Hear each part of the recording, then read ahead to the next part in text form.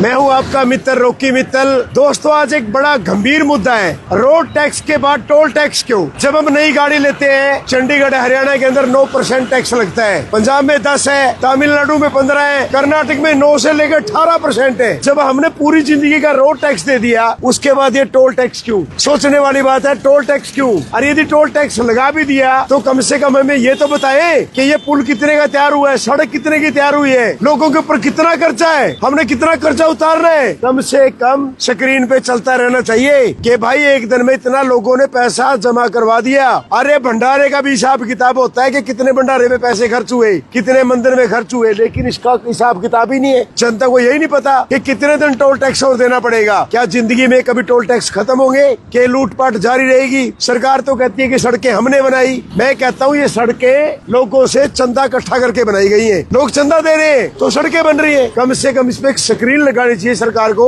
ताकि ये पता लगे जो लोगों के ऊपर कर्जा है सड़कों का, पुलों का, वो लोगों ने कितना कर्जा और उतारना बाकी है। बस मैं तो यही कहूंगा, यदि रोड टैक्स है तो टोल टैक्स क्यों?